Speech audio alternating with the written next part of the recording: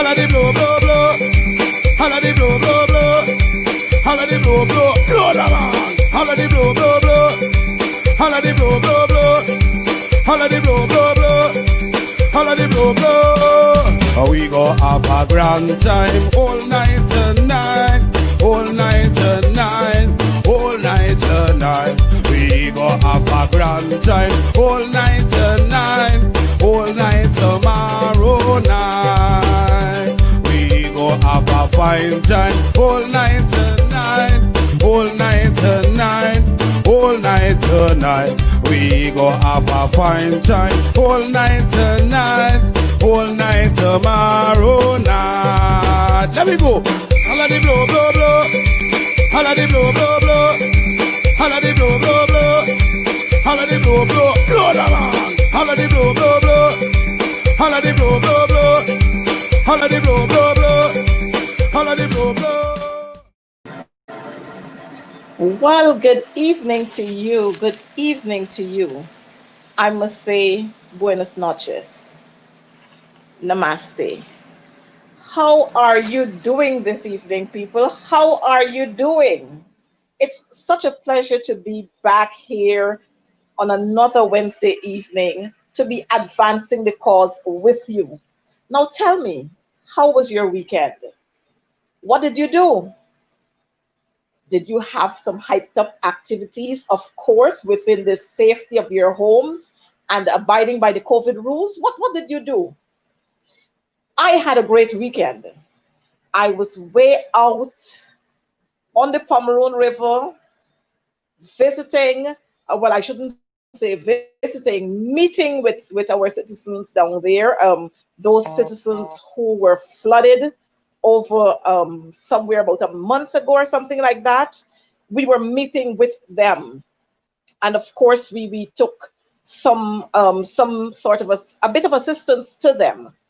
What is amazing is that these persons who are living down the Pomeroon River, who were affected by the flood, they are bona fide Guyanese. They are bona fide Guyanese. But this administration paid no attention to them, none whatsoever. But we're going to talk a little bit more about that as we go along in the program. But once again, it's so good to be here with you on Advancing the Cause. I just want you to share the link. Just share the link and let's talk. Let's advance the cause. Let's allow persons to hear what is happening and what are some of the solutions that we are going to offer with regards to advancing the cause. Let's have people come out and listen so that they can have clarification on some issues that are being peddled out there by those propagandists. I have had a good day. And it has been a good day for me, not because today is Wednesday, but because today we shared across the world. We watched with dignity the inauguration, of President Joe Biden and First Vice President Kamala. As I watched that program today, I watched a part of the program and I was in daze for a while.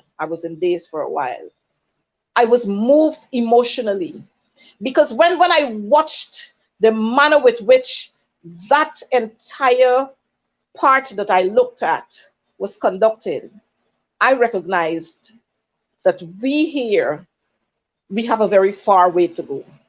This is with no doubt. We have a very far way to go. When I listened to when I went to listen to the speech given by the president, I recognized that this wasn't just a speech that was being made because you are now president officially, but this was a speech that was coming from the heart. And when I compared the entire speech and the manner with which this speech was delivered and the persons there who were in attendance, when you looked at them, the only thing you can see there coming through them was that of one people and making America great again. But when I compared that to what we have here, we have a group here of fanatics, a group of disillusional people, a group of people who really don't understand what they're about, a group of selfish people. And let me pause here for a minute to welcome my colleague, my comrade, the Honorable Annette Ferguson. Annette, thanks for joining us this evening. I know last Wednesday You're you were welcome. there and you were listening, and we were so into the program that we did not even recognize you. But I'm happy that you're here.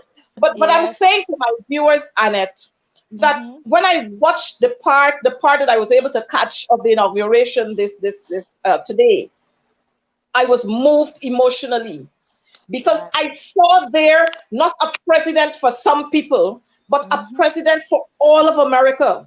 And when I Exactly. listened, when I listened to the rebroadcast of his speech,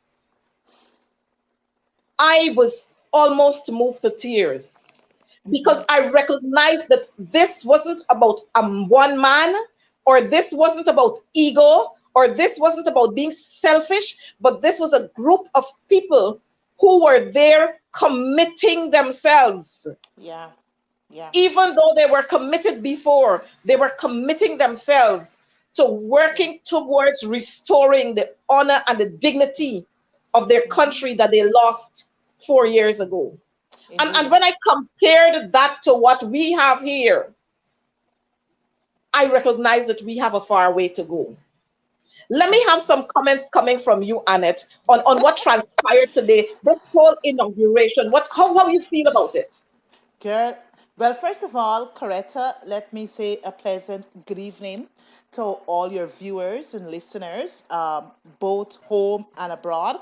And I want to commend you for hosting this program every week, where we sensitize the nation as to what is happening, and also to thank you for inviting me into your program, advancing the cause. For me, America. America has become great again. Again, okay. Again. I can go back a bit. I think after the November 3rd elections and after those elections and Joe Biden was actually declared president elect, you would have seen how Americans, a matter of fact, moved to tears.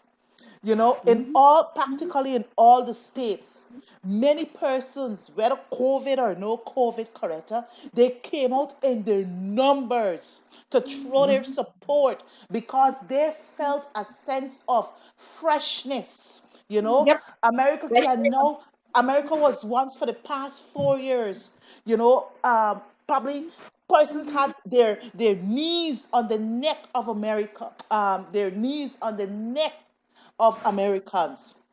So 3rd January, many of them turned up in their thousand and voted solidly for a Biden Harris ticket. And today, Mhm. the entire world, Coretta, Yep. you wouldn't believe. I ensure I got up very early this morning. I ensured that my calendar was cleared for today. I said nothing ain't stopping me. Road, this, that ain't stopping me from gluing to my television to witness the installation of America's 46th president. You understand me? And for the first time, a female vice president. That's one, and one of Caribbean inheritance, and also from Asia. So she got Caribbean roots and Asia there in India. So the Americans, they were all happy. And like them, I too was happy to see a new president, a new vice president taking the oath to office today. And so we want to join with the Honorable Joseph Harmon to extend congratulatory messages Yes. to extend congratulations, as a matter of fact, to the new team. But while we're Yes. on that, I want to welcome to the stage the Honorable David Patterson. David, thanks for joining us this evening. And Yes. David, I good want to evening. say it's not going to be an easy ride, but I want you to know that on advancing the cause, we clarify issues here, we give information to our viewers, and we listen to the suggestions that they posit or they pose at the end or during the program. David, this evening we are basically looking at what's happening in Guyana. And I started off by saying when I watched a part of the inauguration today, I recognized that we have a far way to go. And I'm going to ask you to join in at this part to say to us and to say to the viewers how you feel about what has happened today. I know that 2 days ago we had our hopes all high, and then we suffered mixed emotions. But tell me about how you feel today before we go into what transpired on Monday, and then we'll take it off from there. Right. Thank you very much, Coretta and Annette. My pleasure to be in here on Advancing the Cause. Thank you for inviting me. Look, today is, I think, is a monumentous day for not only the United States, who's the primary thing, for the rest of the world. You know, it's like turning a leaf. I mean, and when the president and the vice president, President Biden and Vice President Harris were sworn in, I listened particularly to the messages that everyone that was there. I mean, I'm not only the president and the vice president, but all the presenters. I mean, Lady Gaga and all the ladies doing their thing, and they preached a message of reconciliation, of hope, and of moving forward. You know what I mean, and that's what I garnered, and that's what I hope that you know what I mean that we in this country can learn from that. There's a very divisive election campaign, you know what I mean, and there's as you could see in United States. But the first words and actions of the president was let's move forward, because obviously that was united we stand, divided we fall. That lesson, I do hope that that the leaders here that were so eager, the government side is so eager to jump over themselves to welcome. I hope they listened to that and they learned a little bit about that in the sense of you know what I mean of moving forward together. Because unfortunately, while it's happening now and will happen under Biden Harris, it's not happening in our country. We are still divided. We came through a bitterly fought election period, and one side are behaving as though that they're 50.1%. If you believe them, if you agree with what was announced, means 102%. Right? There's no room. There's no room for accommodation. There's no room for discussion. First time in the history of this country that you know you have a government there that speaks not to the opposition. You heard if you look there, I mean you heard the president reached out to his Democratic president reached out to the Republicans unconditionally. He didn't make things like there's no innocent or no worthy interlocutor to communicate with. You know what I mean? So obviously my thoughts were wow. You know what I mean? The ones that are shouting and that they are legitimate and those things, they can learn from that. They can learn from that. Trump left the White House. And there's a difference in one thought, but Trump left the White House and Republicans, 17 senators still say that they won the election, which is their right. But the president did not say to them, well, listen to me, unless you recognize me, give up your right to challenge me, that I wouldn't speak to you. And that's exactly where we are here in Guyana, you know what I mean?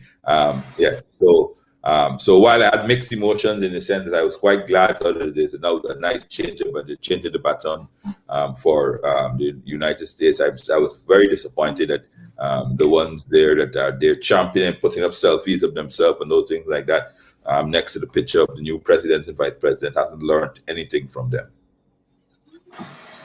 David, while you are saying how you feel, those were the same emotions and thoughts that were expressed by both myself and Annette. And I'm here and I'm still saying we have a far way to go. And I'm wondering How do we get through this? How do we move from point A to point B? How do we move to recognizing that Guyana belongs to all of us and not only one group of people? How do we move to getting people to understand that the color of your skin or the texture of your hair does not determine your destiny in this country? How do we get there? How do Well, we look, get there? it takes a lot of maturity.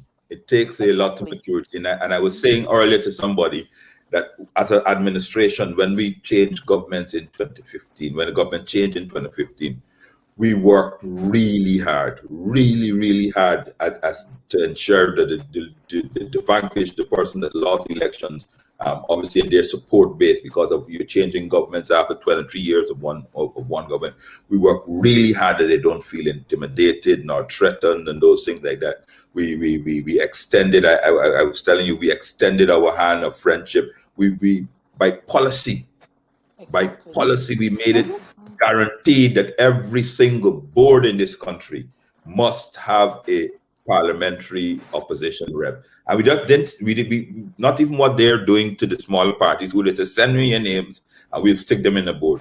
We, by policy, by cabinet decision, every board you look at it, they would have be a space mark parliamentary opposition. They could have sent any Tom, Dick, and Harry there because we recognize that they are part of the government. They're taxpayers, I mean their supporters are some by large part taxpayers. They're in the country, so therefore obviously they have a right to have a say in what is going on in the country.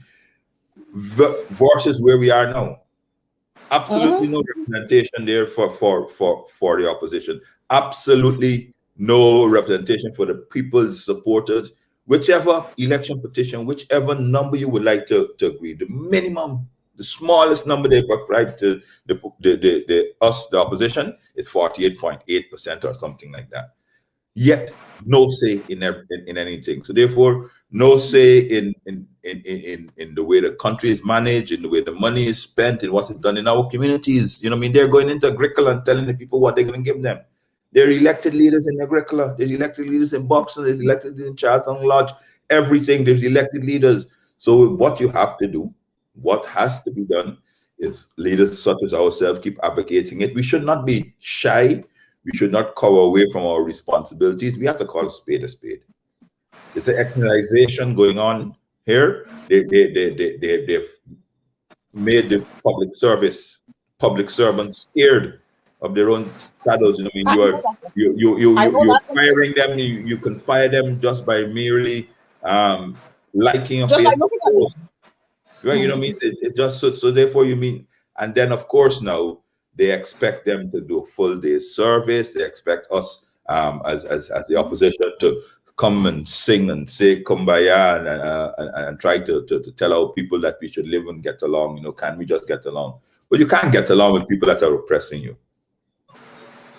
Definitely so. As a matter of fact, David and Annette, they just to add to what you said just now, David, I remember when the coalition was in government, and quite a lot of our supporters, they were angry that the government, they were allowing the PPP to be involved in this and that, and they were listening to what and Javio said this, and the president said, okay, I will go by this. I will go by, and you know, our supporters were angry, but that was showing you the maturity and the commitment and how we were then.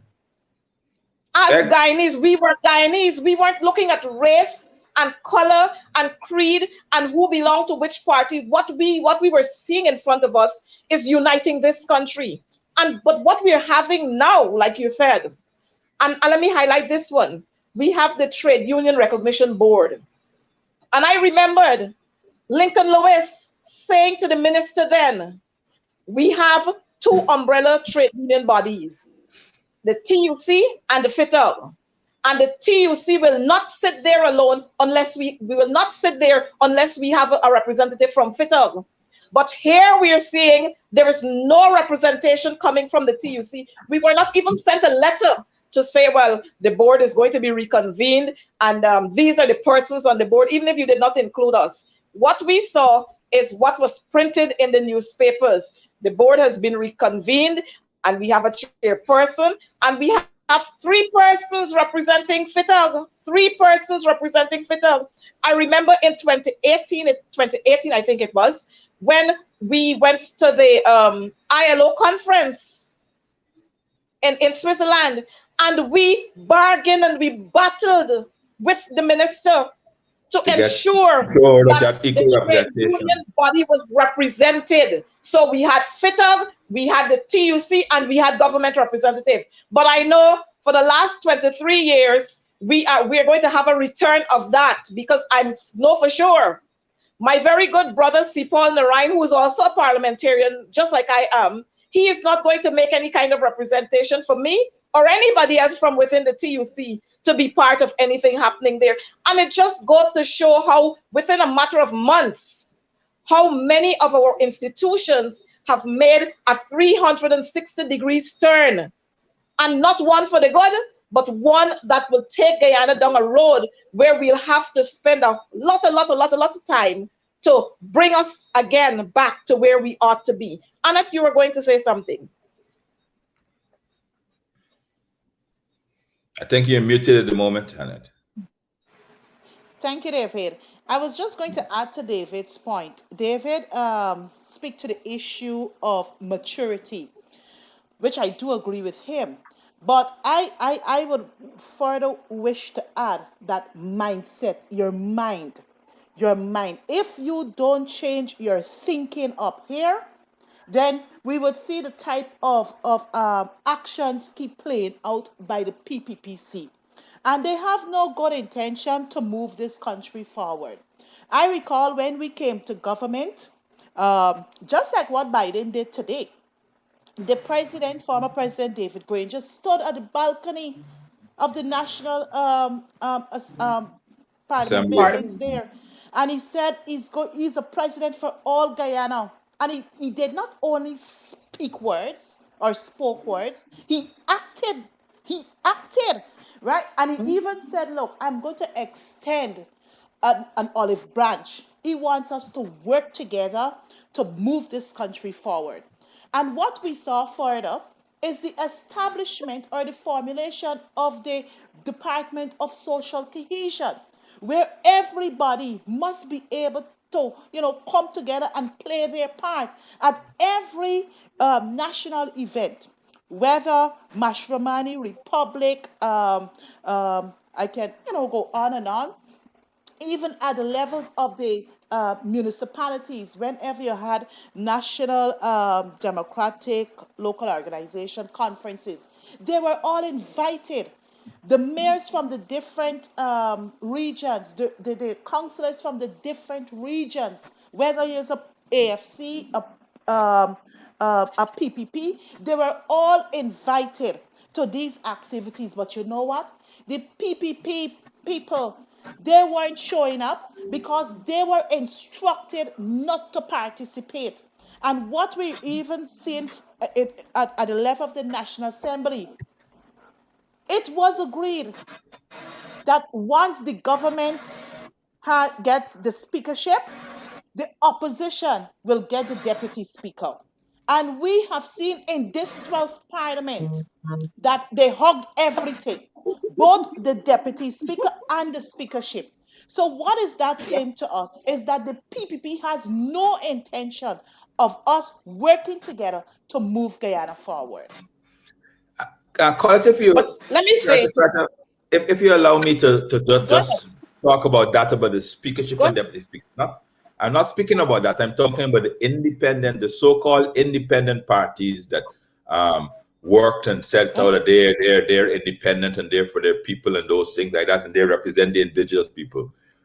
We have a situation in Region 8, which we're all right, where there are 15 seats, regional democratic seats, in the region. The PPP has won 7, AP and UAF7 have won 7, and one of these independence party, LJP, I think, has won 1. So therefore, obviously, that one vote is like a super vote because it can go either way. The LGP, this independent party, selected a candidate and put his name up and extracted his name, and they named Jimmy James, I think the gentleman's name is. And Jimmy James, on assumption, has set out that he is going to hold up, I think he was former GAP member and those things like that. He is going to hold up a long-standing tradition, which the PPP has benefited from several times, whereby he's going to throw his support over to the party that won the most votes, saying that, and all right, if you won the most votes, I think that you should. You know what they've done? They've tried to remove the man because the AP and UAFC won the most votes, and obviously he said he's going to support us because we represent the majority of persons in that region. I'm only saying that, and that is the same party. That's the same party that they've made the leader of that party is the deputy speaker. And he will get up and look in the people of Guyana's face, right? Straight face, and say, oh, I am independent. He is part of a system whereby the people of Region 8 have voted since March the 2nd. It's going to be a year soon, right? And he's going to get up and say that, he's independent. But the reason why they haven't met is because his man is being independent. And they're trying to remove the fella by saying he's sick. Lo and behold, we see the picture, the man is there. We've got 12 watermelons on his back walking up a hill and saying, I'm the strongest man ever. I am not sick at all, and those things like that. But they still want to think. And the most important point, had it been our administration, you would have heard them, the Christopher Rams, the Ralph Rankorans, the Anangul Saran, and you'd have heard the great yes. You would have had the Joe's thing. Yes. And the whole host of them. And they would have gotten up with great indignation. How can you do this? How can't you do this? They haven't said the most glaring cases of discrimination and unruly thing is happening right now. And those people, where's Anug? You heard anything from Anug who's there? Where are all the leaders of Anug? Where are all the leaders of TNM and all these things and they're doing all these so nowhere around. They went back to the PPP. But I'm telling you that that's the situation we are in. I mean, and we're not making these things up, It's there every day, but not a word. Not a single word. But during our time, you had experts, some of them you'd long thought you're dead, that died and passed away, come out to the job thing and start telling you what's wrong, what's right, what you shouldn't do, what is right and what is decent. And right now, the most egregious things are happening. 50% of your country is being excluded most blatantly, and not a soul. And then you know what? And I'll tell you, ladies, we're in a tinderbox. It's like dry firewood we're walking on. Any spark will ignite it. And should it be ignited, those same people that are silent now, same newspapers that are talking about that don't bring anything, will be calling, and all the civil societies, the private sector commission, this and that, will be calling on us leaders to go and say, come, let us work together to quell out those fires that they lit. And that's the travesty in the country we are now here. So every single one feels the tension in our society. Everyone feels the tension in society, and everyone knows we got to call it out. I mean, everybody knows how that since way back in maybe the 60s or something like that you have to choose a side. I mean, there's no sort of common ground. We used to have a little common space, even though you have persons that were either over on the red side or on the green side or whatever side you want. We always had a nice little co-mingling area where you could have stepped in and spoken, and so there's none. You know what I mean? There's no co-mingling whatsoever, you know what I mean? Even during, I'm telling you, even during times of the worst atrocities in this world, World War II, there's rumors that Hitler and Churchill met in Scotland to discuss what's going on. There's nothing, absolutely nothing going on here. And then, of course, now, when the populace tend to loses hope, because they will happen very soon. They'll lose faith in the leadership. They can say, y'all, they're not. Let us take things in our own hand, because obviously, if we, as we say here, so try to do everything and hold them back and tell them be measured and those things like that. and they start losing hope in us because you can't tell people that are being beaten every single day to hold strain forever. I know. Right? And And that is the problem we have. it is so daring, David, because when we look at the amount of persons who were fired for no reason at all, and here is it, a man who has a wife and 2 children, and there is no way of having finances coming to you. What do you tell that man after a week or 2 weeks or a month or 2 months? What do you tell him? He has to provide for his family. What do you say to him? Hold the peace? No, he's not going to hold it. And so we are getting to a very, very frightening stage. And I pray God that somebody would speak some sense into the heads of these people, and they would understand that persons are not, 1, stupid, and 2, persons got, people around here, citizens got feelings, and they will react one of these days. When, there's an old saying that says, when the cat's back is against the wall, he's going to scratch when he has nowhere to go. And I'm hoping that we don't get to that point. But on the other side of things, David, I just want us to touch a little, because I recognize that you are the man of the moment right now. Not only on this program, but you are the man of the moment because you are the chairman of the Public Accounts Committee. And what we weren't hearing all the time, we're hearing now. And those of us who are sensible, we recognized the line that persons want to go down. So David, I want you to share with our viewers a part of what you did as Minister of Public Infrastructure, where you left off, what you would have left there as a process of continuity, what you did there. And then you're going to tell us a little about the contracts and awarding of contracts and what we see happening now. Well, thank you. And I'm honored with the right person, Anna, there. So I'll start off to make if I start to say what we were doing and what we left there, it'll be a long conversation. I can tell you now, right? Everything that they're doing is what we left. They have and they had no new ideas. I've said this numerous times. When you go into a ministry or you take over, you buy a business, you would find some remnants of, well, listen to me, we're planning to do this and that. Absolutely nothing in 2015. We built the ministry and public infrastructure and the ideas from the ground up. And it is right here, from the ground up. We dreamed. We dared to dream, as Martin Luther King was saying. When you dare to dream, we said, listen to me, we're going to build boardwalks, we're going to build ferries, we're going to buy ferries, we're going to fix up, airports, everything. You can go to Madia and you drive on a concrete road, you go to Mabaruma, you can get from, we linked places that were never linked before. I heard Irfan and Edgel say the other day going to build a road from Oriala to Kokwani. We started that. All he's going there to do is finish what we started. But we didn't even think about it. You name any project, any single project that they're doing now, we actually started. And not only started that, found the money for it. Found the money for it. You said, I see them there saying how they're going to build the Linden Letham Road.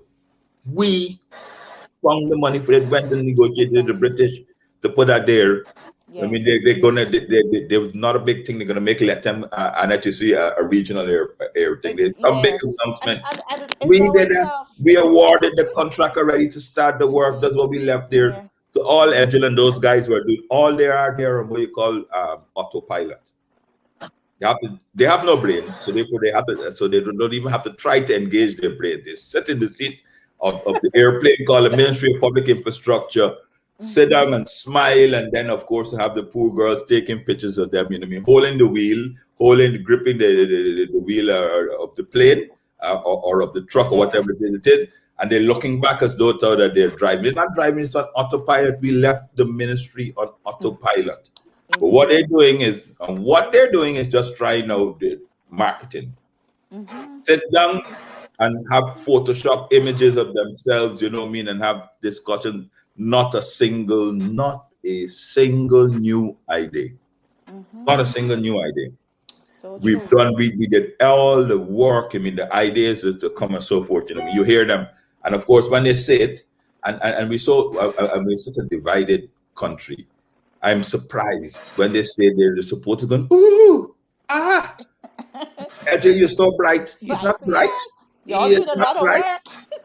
That is our worker. We did, you know, what I mean, Yes. and that you can, if you go there to tell them, you know, what I mean, the spokes and hubs for the hinterland transportation, the Exactly. redoing of everything, the remodeling of all these things. I mean, you name it, whatever they're doing. I mean, the solar farms. Their only contribution to renewable energy in this country is the failed the Mile Road project. One point something $billion they wanted to do. This government, our government, built a solar farm, the first solar farm in Mabaruma. We had contracts out for the ones in Madia, in Bartica, and in Letem. Those are monies that we went personally and gained and got things. Hydros, we built a micro hydro. It's not a working. There was never ever working hydro in the country when we came in 2015. There's one in Hosororo, or I think it is. But also to that, we signed what they advertised. There's one that's going up right now in Kato. There's one they signed a contract for one in Kumu, Makamaka, and Ikiribisi. All of it. All they are doing is autopilot. They just sit there, smile, go to the dentist. Why you think Agile and Minimi next to him could be out and taking so much photos? They have absolutely nothing to do. No plan. Absolutely, they have nothing to do. All they're doing, because it's all been done for them, and all they're doing is just taking photos and looking good and have the media run around them, you know what I mean? And I must say this, they have the media running around them without any regard for the health of those media workers. I've just told 8 DPI members have COVID. 8. You know why? Because they have these mass COVID fed things to people to come around them and make them feel good. They don't, you mean? So they have these mass events, outreaches they call, in the middle of a pandemic. In countries they have a lockdown, but to make it good, and the poor, the 8 persons and those things like that, they don't want to lose their job. Nobody wants to object to say, well, you know what I mean, twiddly and twiddly dum. We shouldn't be out and mixing so many people because there's a pandemic. So Coretta, you mean I could go on and on. Any sector you want on the military purpose. I'm sure Anna could add in more, but they have not a single. They have done not a single thing. They've been on autopilot all the while, and they will continue on autopilot all the while. And they just and that's why, you know what I mean, devil finds work for idle hands. They're absolutely idle. They're absolutely idle. Let me tell you this, Annette, and you should know this. In the Ministry of Public Infrastructure, we had a ministerial boardroom, where we would meet, right? There's one downstairs, which is the general, a ministerial, but the one upstairs is the ministerial boardroom right next to my office. First thing Agile does is make the boardroom his office. A tiny little room. You know why? Why? You know, and anybody tell me why would he make it? You know, I mean, like if he has any big break, I don't know, unless he passes wind so much he needs space so he don't smell or something like that. He took the boardroom and made it his office. No, maybe so to get the impression, you know. Don't forget, David. Pardon? David, don't forget. I have nothing to do, so I can put a relaxing chair there, and I sit there, and don't forget he is supposed to be a bishop, so he might be praying every day, or maybe all day. But I didn't know you need so much space to pray. But I won't be surprised, you know. So so that's the very first thing that he would have done, you know what I mean? Absolutely nothing. So all he does now is spends his time spreading rumors and those things like that, and those things. He does absolutely nothing. Gotten rid of every person irrespective of how good they are with a job. Yeah. Right? They Yes. just get rid of them. They use all sort of things. They so get rid of them. You know why? Just simply because. But David, Simply because and I say I that you even move the cleaners, and that you know why? Because they're scared um, that when they walk in there one day, they might overhear the cleaner say, "Oh, well, he ain't fit for nothing." The boy, the people, the ministers that being here used to work. So they got bring new cleaners who don't know nothing at all about what was previously happening. Yeah. You know, so Wow. so correct. Sorry, my dear. My apologies for being so animated, I but when you ask no, no, what they're doing, it's almost that's it's an fine, insult. David. That's fine, and that's Mhm. why I invited you on this program, because I want our viewers, I want our Guyanese here and abroad to understand exactly what is happening. And if we're going to talk about infrastructure, then we have the persons who were right there, who know what Yeah. they were doing, who know what they have left there, and for how long they have the process that they have left there, all the projects and everything. But David, I want to touch on three things very quickly. I No, but noticed even the Hunter Street. I think Anita saying yeah, something. yeah. Um, Coretta, Go ahead, Annette. even I just need to add to what David said, and I agree totally with David. But David, we have to let our viewers know that whatever we were doing was all in a plan. Speaking to the Guyana, is it the Green State Development Development. Plan? Yeah. That is what our plans at that ministry were working into. And I can tell you this, David, it was under our ministry we brought in the first electric car because we were moving, trying to get our people accustomed to the whole issue of fossil fuel, the reduction Renewable in energies, yeah. renewable energy emission and all kinds of things. It was under our stewardship. The other thing, David, is not only we did infrastructural development, we were able to train our staff members. GCAA, you know what was Exactly. the compliance rate of GCAA when we came in? It was 44.4%. And I sure up to when we left in August of 2020, it was above 70%. We put in a lot of Wow. work in all of the agencies that we had under us. Bartica, the Stellina Bartica was in a dilapidated state. I think the first set of money was it 800 million, David. Yes, That was that's right. for Six phase. hundred and forty. Yeah. Yeah, Yeah. 640 million. That is another project they inherited from us. But we had the vision, we had the plan to move Guyana forward. One other thing I must say, Yes. And so, one before when we talk about things, the GPL, Mm-hmm.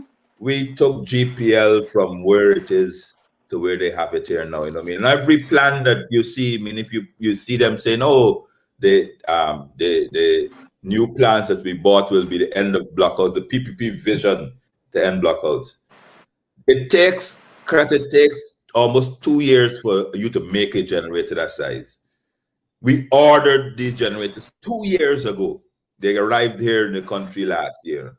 But of course, autopilot Egil and his co-pilot in there said, "Oh yes, the PP had this plan here." So you know what I mean, they're on autopilot. They know not what absolutely nothing what they're doing. You know what I mean? And it's so bad. You know what I mean? If you only if a plane, if you disengage autopilot and the autopilot actually fly the plane himself, they will crash. So everybody is just like how we used to worry about Trump saying to his hand on the button, the nuclear button. Everybody in the ministry are praying to tell that they don't disengage autopilot so the plane could stay afloat. You disengage the autopilot, that whole plane, the whole ministry will crash. And that's what they're there for. well, we have seen this 23 years prior 2015. We have seen all these crashes. And like I've been saying all along, God forbid that we have to return to those dark days. We have not experienced in the last 5 years, 2015 to 2020, August 2nd. I can't remember us having, and if we had power outage in this area where I live, It was first one announced, and they gave you the time frame, and they said exactly what it was going to be for. After August 2nd, I remember hearing my colleagues and some of my relatives on the west coast of Demerara talking about not only on Christmas Day and Boxing Day, blackouts for long period, no water. And I'm wondering, within a span of what, 4 months, 5 months, what has gone so wrong that has returned us to that stage? But David, we didn't touch on that yet. But I just want to touch on this. I noticed in Hunter Street, we had a road project happening there, and there was a contractor there. What I recognize now is that we have a new contractor. Of course, I have lots and lots of questions in my mind, because when I learned who the contractor is, I was like, wow, maybe that's an overnight change, or maybe it was in process. This was something that was happening. It was a work in process, or a work in progress, because knowing this individual, when you hear the name, all you can associate this individual with is the circuit. But this individual now is into road construction. And I've seen with my own two eyes where the contractors who were before, they were, of course, it was road expansion. And they had to dig apart, they had to break the edges of the road where they were going to do the expanding, and they sand filled. I saw with my own two eyes this new contractor with their machines there, digging out all of that sand. And in a day's time, you see truckloads coming with fresh sand. And I was wondering, I was trying to figure in my mind, why are we digging out this sand to put fresh sand? I would have thought that, you would put, if you were to add more sand, you would put it on top of what is already there. Exactly. Rather than shifting the foundation that has already been made. I don't understand what is happening, David. You have the know-how, so tell us. So, right. Once again, once again, expansion of Hunter Street, right, is our project, our idea. Mm-hmm. So what we did, the first thing we did, is that there's a drain that goes from Mandela all the way back to the canal. And we built a concrete drain, We built a concrete drain so that we could do it. Because our idea was, and I'll tell you, there used to be 2 bridges there. Yes. Under the PPP, one is no longer there. Our idea is we could build the road wider, the Hunter Street wider, bring back the 2 bridges, and fix all the way up to Broad Street. But some people deserve better than those in it. Yeah. So we did all the proprietary work. Yeah. And so we built the drain and we widened it. So therefore, you could see, we drained. When we did that, the whole Alexander Village started draining and everything like that. And people were up, they were happy. Mm-hmm. Now we see a construction firm, Vera 66 Logistics. Now, this firm has never, ever, ever even submitted a bid in the 5 years myself. And there is a single bid for a single project. Right? In roadwork project. Further, right, I checked, they haven't submitted a single bid. So David, stick a pin. So you're saying to us at this time that it's payback time, friends and family? Of course. Yes. Expensive elections are expensive businesses, you know what I mean? And when you owe a man, you got to pay a man. That's a universal thing. So never, ever, ever build a thing. Now, here's what's going to happen. And the job is 100 million, 99.8, 100 million Guyana dollars, right? You are allowing a man, first timer, to experiment and learn at our expense on the street. Mm-hmm. My problem is, I'll tell you, I have a serious, my problem. Not only that he wouldn't be able to finish it, but why there? If you want to go and take your money, let them go to Luziknan, Babu John. Let them dig up the road to Babu John because they'll leave a mess. Let them dig up the road. If you're going to pay him back, let them dig up the road to Babu John, break it up with Hunter Street, West Rumvelt, Alexander Village. You got Charleston or Boys there. They will. Why there? That's my problem. You know what I mean? And then secondly, what is the relationship of with the contractor with people in the government? Romantic relationships. Take half, left half. Yeah? So I'm telling Well, you. So he has now got $100 million project to build a road. Never built a road before. Don't even know what equipment. And when they ask Edgil, you know what Edgil says? Well, how we can get experience if we don't give him the job? If you want to give somebody learn experience, Exactly. Can tell you him make up a it for little the $5 amount of million money? job, $2 million. Let him do a footpath. When they could do the Exactly. footpath, then you help them do a culvert. When they could do a culvert, you know what I mean. And you don't throw people in at the deep end, and you will see. Mark my words, it will not be finished. And if he even attempt to finish, it will be substandard. Standard. And they will blame us. Anything that goes wrong, they will say, oh, Patterson and Ferguson. You know why? Patterson and Ferguson should have finished it while they were there. And we come and we give this man and we badmouth things. We badmouth the man. Impossible.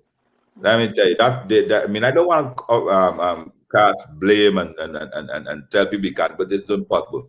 Road building is a specialist activity. Compaction, the hardest thing in a country like Guyana with our high water David, table, I just want to. compacting the land solidly. Yeah. Yes, Coretta. I just want to zero in on what you were saying there. I remember it was 2017. I think it was 2017, or might have been late 2016 into 2017, when Minister Joe Harmon came to Alexander Village. I took him on a walk through of Alexander Village.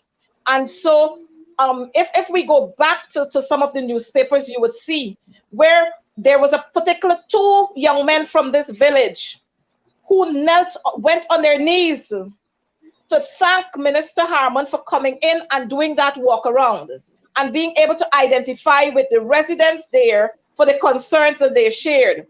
And that young man said to Minister Harmon then, sir, I'm begging you on my knees, anything that you can do to ease the flooding in First Street, Alexander Village, I would be most grateful for.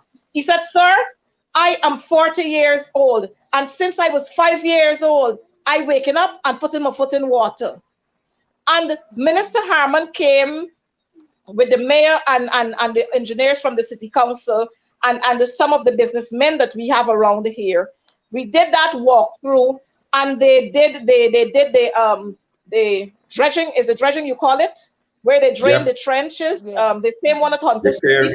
The trench at Yarrow Dam from there way out to La Penitence Road there by the Rumvelt Market and so on. Way out there, they did the dredging of they cleared that road there. They dug up stuff and took them away with truckloads and so on. And the people were happy. And I can say to you that after that was done, because I'm a resident of Alexander Village, but where I live, we don't get water there. As soon as the rain smiled before 2015, First Street was flooded. Second Street was flooded. After that happened, rain fell and fall and fall and fall. And I can tell you, there was no more flooding in Alexander Village. Just over the Christmas holidays, you know what happened? All 4 of the streets in Alexander Village, yards in every single street in Alexander Village was flooded. Yeah.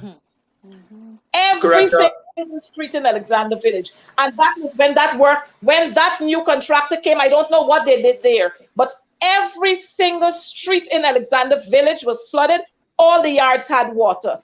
And, you know, I had to point out to residents that for the last 5 years, we never experienced this. But look at what is happening now. We have to start buying our long boots because we don't know what will happen later on. We don't know what would happen later on. I've seen those contractors there, the contractor and his men there, and they throw all the blame at the previous contractor, like you said. Oh, they didn't do this, and oh, they didn't do that, and oh, all sorts of things they're bringing up, just to find ways and means to steal the money. just Let to me tell find ways and means to steal the money and to ask for more because of how much correctional work they would have had to do. And these are the things that we have to keep our eyes on. We have to continue to alert the public out there so that they can look out for these little things. Because these people that we have sitting in government, those squatters that we have there, all they're there to do, like you rightfully said, is to repay those who would have contributed to their elections campaign and to cater for their friends and family, regardless of whether they have experience or not. But David, I want to touch on this one. I noticed we're having lots of talks about the Eugene Coretta Airport. Oh yeah. And they did not agree with the change of name, and it was not enough consultation was not done. And 7 airlines, they went to the court, but I saw the matter being discharged. Why are we having these kinds of foolishness happening at this time? Look, the matter of Eugene Coretta came up since 2016, and it was changed. Eugene Coretta Airport is governed by a board, and there's various stakeholders in companies that make that are members of the board, of course, and then that is the Ogle. Then the board is in control of the Ogle Airport Inc. Eugene Coretta has several operators and those things like that. And based on a suggestion and a recommendation put to His Excellency David Granger, he commissioned a study saying we started off by saying, and we have to that there are too many important structures in our country that has inanimate names. Exactly. Right? You go to JFK, you go to everywhere, name the streets. We still have villages named after numbers. In the 21st century, the British said number 1, number 2, number 3, number 4, number 5, and nobody even started honoring the people that lived and developed that village. You just by roto, I live in number 1 village, I live in number 57, and those things like that. So we said, His Excellency said, listen to me, we also have to honor persons that contributed it, and we shouldn't just have a name. Ogle is not. Ogle was part of the Ogle Estate, the old area of the sugar estate. That's where guys who used to fly their crop dusters from. It was just a small thing, and then of course when the East Demerara plantations, Diamond and more on those places closed down under the PPP, not us. They no longer had use for it. The airport went into, and they started more use for domestic travel. So the proposal was there and presented to His Excellency, who said, well, listen to me, go and speak to your board, speak to your stakeholders, and if they agree, we shall do it. That was done. And they wrote formally back to His Excellency and said, listen to me, we had a board meeting and these are the members who signed it and those things like that. Several of the members, right, that signed had a change of heart, which you are allowed to have a change of heart. However, you must also say that initially I agreed. Yes. And His Excellency acted on my agreement then. When after he's acted and you didn't like it anymore, you have all right to question it, but say why you're questioning it, and don't try to impute that he did something or we did something that you did not agree with in the initial things. And I couldn't tell you because she was more in the aviation, but that's exactly what's happening. Exactly what happened. You agreed with something, then when it actually comes out and comes into fruition, you said, no, it's not exactly how I wanted it to be. Say so, and let's lobby so we can adjust it and make it right for everybody and so forth. But you have to say these things were agreed to, but you change your mind. And this is why you change your mind, but not at all that we force you to agree. And I think that's a distinction that has to be made. I agree with David. Yeah. Yes. Now, like you said, David, these are the things that the general public is not made aware of, and so what you found coming out there is it's as if there was some form of dictatorship that transpired, where something was just pounced on you and you had to accept it. You had no choice to say whether you like it or not. And then you had the renaming of this airport. And so all of a sudden, people wake up now and recognize that this is not what they wanted. So they're going the length. I mean, we have enough persons who are in need of finances in our country at this time. Rather than going to the courts and spending all of those monies to go all over the place, why not have why these persons don't accumulate these monies and donate some to our citizens who are living at success. Donate them to fix some sports club or some recreational field or something, so that some of our children can have access during this COVID period. They can have access at intervals to using up some of that pent up energy that they have. Why not use those monies to acquire some tablets, or to decide, look, let me go to GT&T or Digicel, talk with them so we can have them come up with a package for teachers or for other public servants where they can have access to the internet at their homes, so that they can work freely from home and they can work on this rotational system, as a matter of fact, from their homes when they have to be at home, and then when they have to go to work, they go to work. And saying this, it brings me to the point where when you talk about these large crowds converging, it's what we're having in the public service, where these set of squatters, they have no care for our people. And because they don't care about our people, they have called the entire workforce out. So everybody is at work. Over the last 2 weeks, last week and the week before, we had an education officer who was tested positive for COVID at 68 Brick Dam, the department there, 68 Brick Dam. That department was closed for 2 weeks. Mm-hmm. And these things will continue to happen because, like Annette said earlier, we got people without vision. They don't have any vision. They don't understand what is happening. And very often I would advocate on advancing the cause that the 2 geriatrics that we have there on the halfway one, all they need to do is put their pride away and call Valda Lawrence and say, Valda, just come and assist us.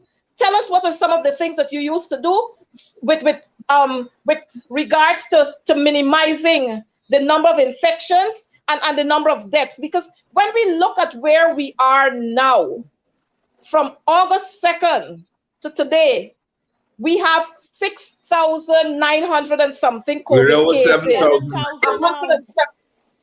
Well, look at that. It's gone, and I guess that is what happened today. Yes. We have a group of people that don't understand anything. We have a group of people, all they're concerned about is a whole lot of drama and their egos. And so coming out of that kind of immaturity, we would have seen that little one, what's his name, Charles Ramson. I'm sure you would have seen it, posting his 10 years visa on Facebook.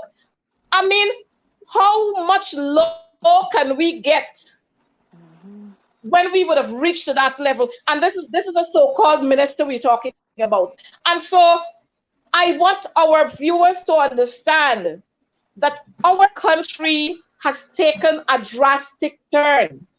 And the only way for us to be able to make that right turn in the right direction is for our people to stand up against all of these craziness that are happening.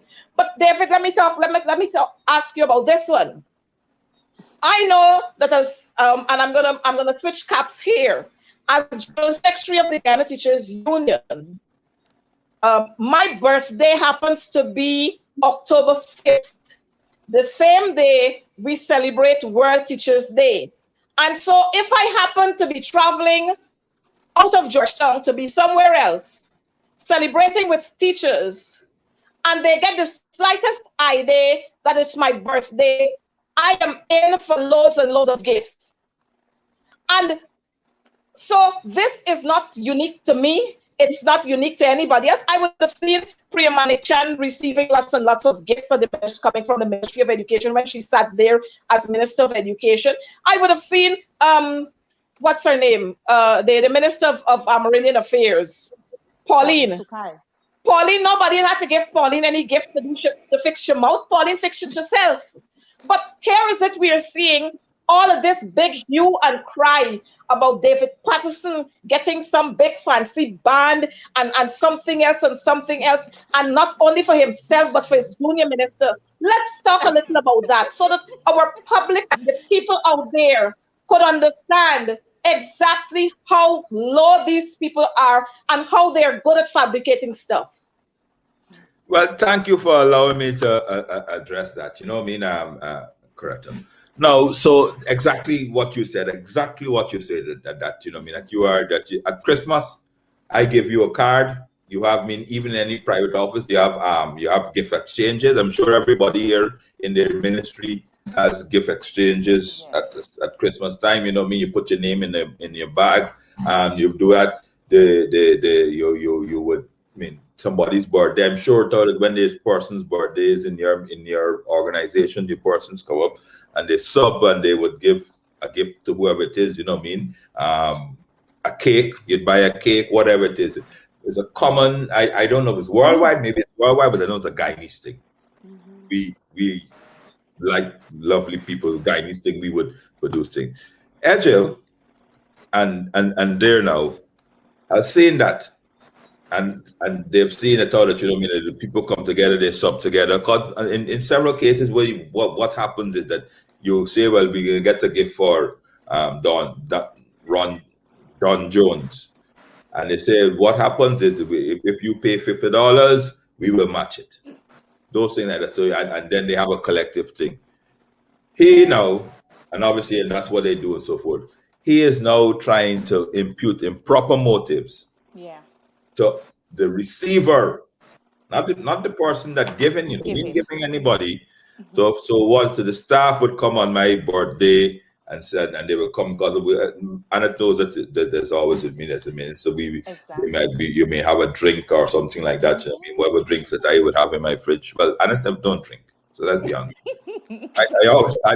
I always had a beer or a bottle of local wine or something like that in my thing, and they will come and they will say, well, listen to me, the staff has come together and this is what they've given you. Exactly. Finds that's what it is. And as a member, staff will come and think it. So he finds that the staff, because obviously they would have given us these things here, so you know what I mean, not that being asked. Exactly. And he's trying to say that we did something wrong, because as soon as the man said, well, listen to me, it's part of this bottle of perfume, I said, hold on a second, how much it costs? And then before we receive these things, so therefore Robsy, and because of good accounting, nobody tried to hide nothing or anything like that. They said, listen to me, this is what is bought for and so forth. And then of course now the big hue and cry that he's making about all sorts of issues, which like bans and those things. All anyone he has to do is put my name, and he knows it very, very well. He knows it absolutely well. They could put my name, myself, and Annette's name on a slip and set out as we did. Did no investigation. Didn't even bother go and check and all. They said they think called donation. Who would donate it to? Who received it? Somebody, because we left everybody there, you know what I mean? Somebody knows who was delivered to. Somebody knows who did, but no. Just throw these things up in the air to impute people. But what I found very, very annoying, very, very annoying, and I tell you that to me, but I can deal, and we can deal with it. I know Annette is more than capable of dealing with any lies and those things. Is a covert racism in what he's saying. Yeah. Now, because we black, because I'm a black man, I'll tell you everything here. So I like bling. So you throw it out that you get a gold band work, so forth, because we black, we like bling. You know what I mean? The thing is that we got grills and we're Mr. T and those things like that. He didn't say it out that he go and they bought anything. And if you go on social media, that's what the supporters are saying. Right? That this black government came in and blinged themselves out. Total lie. Total lie, but it's a covert racism in what he's saying there, you know what I mean? That black people are thieves, and what type of thieves we are, we buy ourselves gold. Yeah. That's what they say, Yeah. you know what I mean? And Yeah. then they will say to at least Anil and the lad thief books. But to see Mm-hmm. what he thief gold. It's the covert racism of black people always only interested in material things for themselves. And you know what they do? Since slavery, they send a black man to say so. You notice because obviously none of the Indian MPs or ministers, they ain't getting into that because they know how racist it's some. So you Mm-hmm. send an Uncle Tom to Edgel to come and accuse Mhm. black MPs and those things like that. And that's what he's saying. He's trying to tell us, you know, mean that there is that we have this gold mine. Mm-hmm. Trying to make it impute. No, he's trying to say to us, mean in 2015, we come into the government, white Mm-hmm. mouth, Yeah. Yes. hand to mouth, Mm-hmm. and tell the people, look, I always want a big fancy gold chain or gold bar, so go and buy it for me. Mm-hmm. That's the Yeah. message, the Yeah. subliminal message that he's sending to his supporters, and they're lapping it up. And Mhm. they're lapping it up. They say, ah, you see what I tell Mhm. you? People all they want is gold and those things like that. And that is exactly what is going on here. Some just tell some lies and you talk some half truths. Talk some half truths. You know, he said, oh, I see Patterson name on this here. So you know what I mean? They just show you a picture. They everything in the ministry, in government, there's several different things. Their requisition forms, their Yes. delivery notes. Mm-hmm. Mm-hmm. When you deliver something, you have a delivery note. You know that, correct? You know that thing. If you Yeah. deliver something, there's a delivery note. Somebody uplifts it. They ain't even checking on all of that. They'll just say, "Oh yeah." Just throw it out like that. But it's the whole narrative, the covert racism in what they're trying to tell you to pull you down, and the underlying thing behind it is to try and keep you to shut up now. So you get scared that if I only answer back, he can talk more. So you know, pull in Exactly. your chair. But now will not happen to me. Exactly. Will We not need happen to me. You know what I no. mean? Those they will shut me up with the lies and those things like that. So it will not happen to me. So they could come with all sort of things. All sort of things. You know what I mean? Look, our media, our journalists don't actually do any sort of investigative journalists. They have to ask questions when they come Yeah. and come and say so. And it started, you know, I mean, Jadio used to have a 2.5 hours press conference, and not a single question was asked. And they'd write, and then they'd call and they'd come off the phone and ring you, us ministers, government, to ask if what Jadio has said is true. They don't Mm-hmm. even ask Ejil. Mm-hmm. He's claiming that we ordered computers and those things like that and so forth and so forth. There's an auditor in the Ministry of Public Infrastructure. You could ask the auditor, well, listen to me, where did these come from? Where did these come from? Who paid for it and those things like that? Was this reckoning and those things? He can do that. They don't Yeah. do nothing at all. Yeah. Where they go? Who collected it? Exactly. Yeah, Yeah, because you could take it. because I just want to add to this particular point. You're hearing about computer. I wanna establish this very clearly. Pre-May 2015, there was only one minister at the Ministry of Public Works.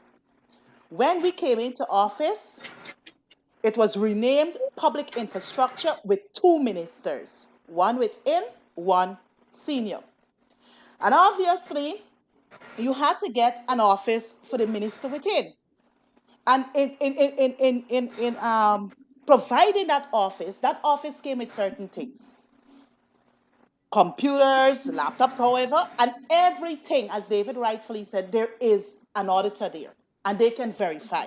And I want to even go this far because David made a point about us. They think that we are white mouth. All we think about is gold. But I can say this, correct, if you allow me. This is me. This is me here. Long before May 2015. Long before May 2015. You see what I'm wearing on my chest? A gold brooch. This belongs to me. This is May. This is in 2015. And I want to show you another photo. This is when I became an MP in 2012. This is me at the Guyana Post Office Corporation behind my desk. What do you see there on my chest? My gold brooch. What do you see here on my hand? My ring, my fingers, my rings, and my gold band, my cricket band. So I didn't come to government looking for anything. So they got to get a fact straight. So I want to support David on the point he just made. Yeah, David. Yes, correct. Over to Thank you. Which, you. Thank you. which go ahead, David.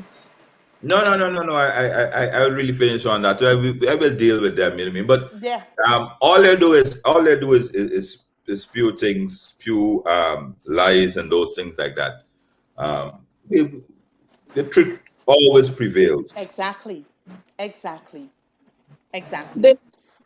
The, and this brings me to the point, David. It brings back two things to mind. One, when we sit in the parliament, you don't have our East Indian MPs spewing all kinds of crazy things. Who do we get them from?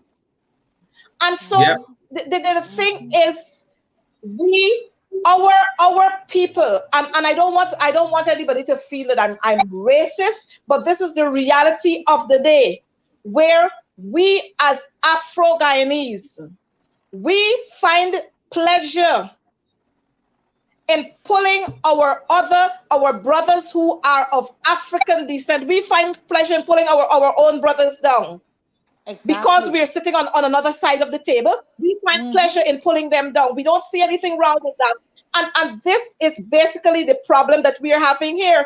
The problem here is not really the East Indian, the Indo-Guyanese and Afro-Guyanese. The problem here is Afro-Guyanese against Afro-Guyanese who Mm-hmm. were influenced or who are influenced or who feels that in order to be in a particular group, they have to go out and do these things. Yeah. But like you rightfully said, David, these spews that they're spilling, they will not stop us. They will not shut us up.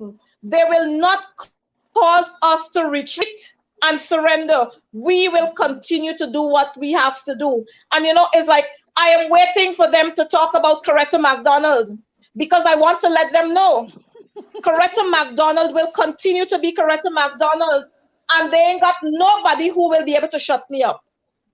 I will say the things as they are. When it comes to teachers, don't cross my path when it comes to teachers because by profession, I'm a teacher. And so, as long as you cross the path of teachers, you're breaking war. Let me put it in that context. I don't want to get physical with anybody, but as long as you cross the path with teachers, then you're breaking war with me. I will have to represent my teachers. If when you start breaking war with our public servants, then I will have to step in to represent our public servants. And I want to call on especially our trade union leaders. I want to say to you, we have to advance the cause for our workers, for our members. Too many of our members are suffering at the hands of this government, and we cannot allow that to happen. And if we look at what is happening, if we look at the numbers, we recognize that it's only one particular set of people who forms the majority of those who are on the breadline. This will not continue for long. I recognize that our time is counting down on us.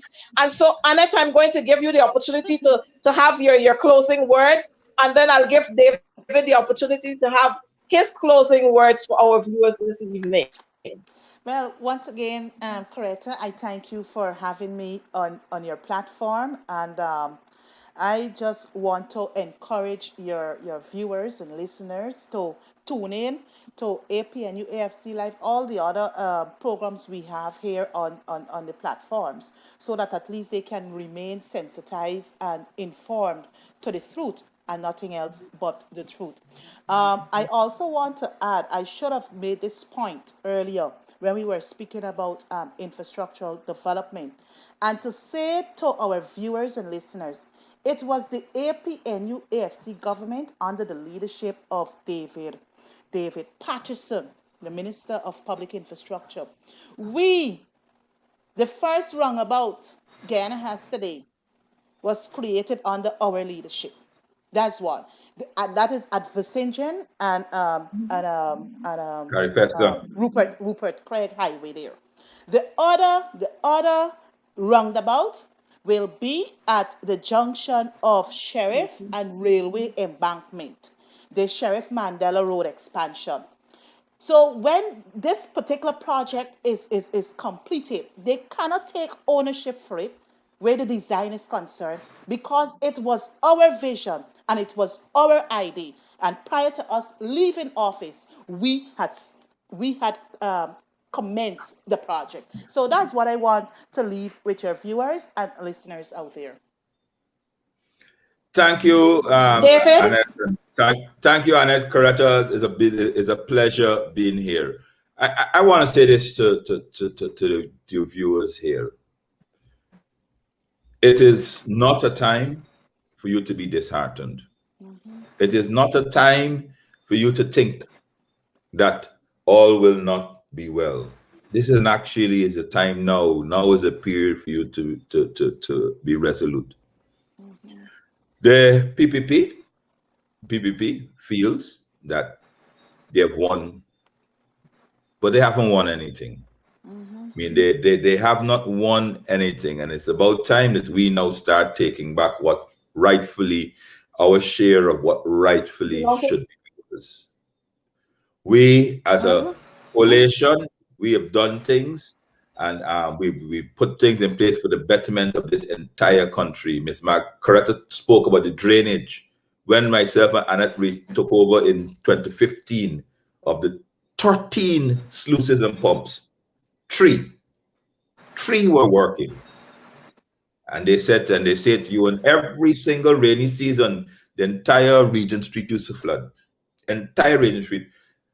The owners of the business of Regent Street, I could tell you categorically, they're not supporters of the AP and UAFC government. They were not, I don't know if they changed, but it never was. That was never ever something. Never mind. We did something for the entire time. We didn't do it for our people. So therefore they started to make money. We did everything. We lowered VAT. We did all sorts of issues so that they could make money. And we did it for the entire country. So now folks, and they sit down, and you may think and you may feel that they're a bit triumphalist. They're not. The day and the time of reckoning is near. Extremely near. Don't you be disheartened. You stick with us, as Anna said, or you try to be informed. I mean, if you have a question, ask. All of us has Facebook accounts. I have a Facebook. The Patterson MP, there is Coretta McDonald MP, as well as Annette Ferguson MP. Go on there and ask. Tag us in the photos and those things like that. Don't allow, because that's what the PPP and their supporters are good at: lies, fake news, and damn lies.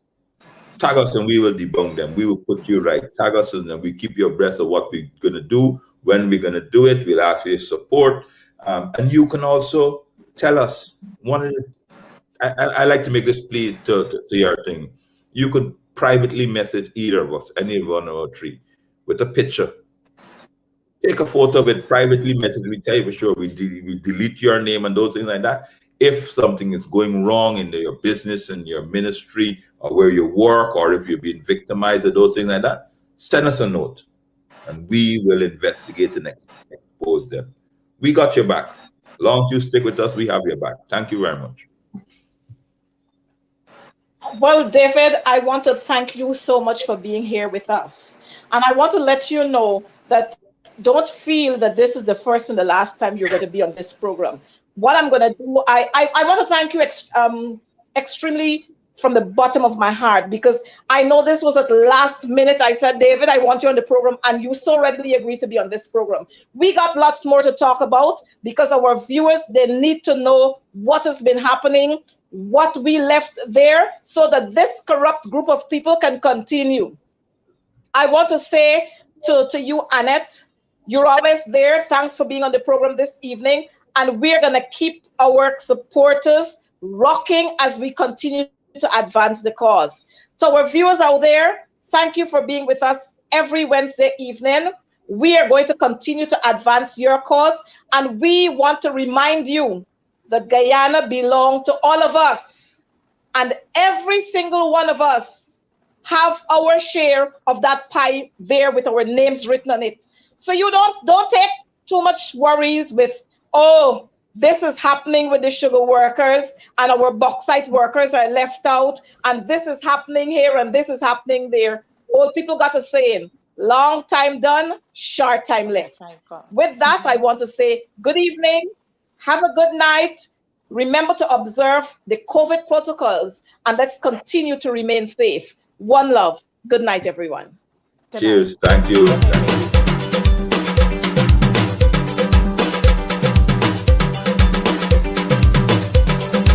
Holla the blow, blow, blow. Holla the blow, blow, blow. Holla the blow, blow, blow. Holla the blow, blow. Blow the man. Holla the blow, blow, blow. Holla the blow, blow, blow. Holla the blow, blow, blow. Holla the blow, blow. We go have a grand time all night tonight. All night tonight. All night tonight. We go have a grand time all night tonight. All night tomorrow night. We go have a fine time all night tonight. All night tonight. All night tonight. We go have a fine time all night.